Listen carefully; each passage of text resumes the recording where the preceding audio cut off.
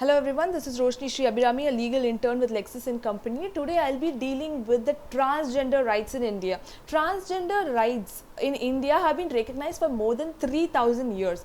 Vedas and various other Puranas recognize transgender community in their palaces and other official affairs within their countries. So basically India is a country which has recognized transgender rights for so long, and suddenly when you look into the current situation, there has been a little taboo with regards to transgender community in India. So basically, let me define what a transgender person is. A person whose sense of personal identification and gender which does not match their natal sex can be defined as a transgender person. Okay, so the transgender persons are individuals who do not identify with their gender they were assigned at birth. So basically, if I am a girl and if my sexual preferences and if my gender preferences are a boy or a male or of male side, I could be termed as a transgender person. And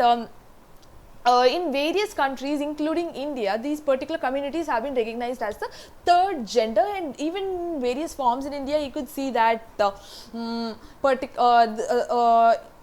male, female and a transgender or a third gender. You could see that in various forms in which you are filling in the government forms or private forms or various things. So it could be understood that recognition for this particular community has been gaining since a very long time, and the respect for the transgender community has been there for more than 3000 years, and suddenly there has been a taboo, a little taboo I would say, in the part of people when it comes to transgender community. Various judgments and Supreme Courts have been passed with regards to upliftment of these transgender communities in India. Basically, the very important one being the NALSA versus Union of India judgment, which spoke about inclusion of third gender into the Constitution's fundamental right. So basically, transgender people have every right over the fundamental rights that is provided under the Indian Constitution. That is the main essence of this particular judgment. And also very recent judgment we would have all known, that is the Navtej Singh Johar versus Union of India, which overturned section 377, which criminalized LGBTQ relationships, and it was recognized that LGBTQ relationships were recognized in the country, that is recognizing the transgender relationships as a legal one in this particular country. Although transgender marriages are not legally recognized, transgender relationships are being legally recognized in the country so far after the judgment. So basically, what are the transgender rights? Every single right provided under the Constitution, every single right provided under the fundamental rights under the Constitution is given to the transgenders too. So basically, social, economic, political justice are all included in the Indian Constitution. Article 14, which speaks about equality to all. Article 15, which prohibits discrimination based on sex, religions, nationality and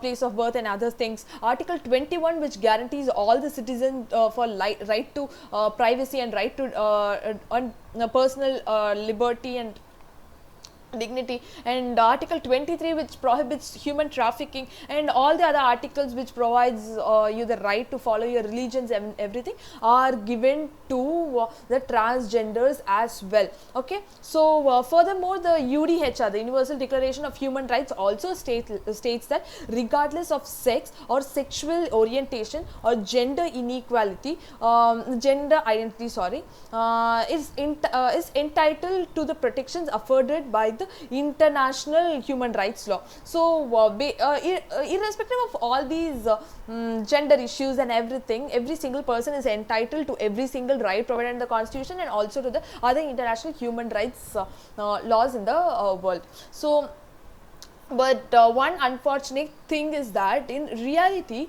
despite having so many great laws and so many amazing laws in the world, people's human rights both globally and in India, the transgender people's human rights are often being discriminated. We could see people begging on the streets. We could see people making fun of these particular community people, which could be considered to be an offense, but nobody would actually actually care about it because it's already a piece of taboo in this particular country. So now let me talk about transgender marriages in India. The Madras High Court in a judgment, a very famous judgment, defined bride under section 5 of the Hindu Marriage Act to encompass the word transgender as well. It means that even a transgender person can marry. It is something that is provided by the Madras High Court. Previously, the bride was just the lady on the day of her wedding.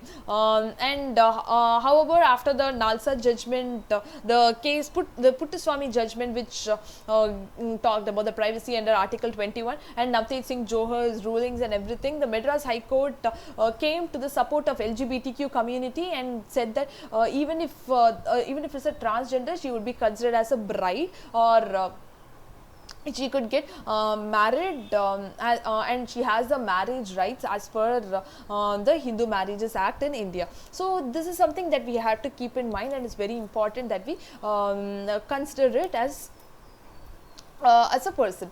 Okay, so if you have any other doubts with regards to this particular law, or any other comments with regards to transgender rights in India, kindly drop it down in the comment section. Thank you so much. Have a great day.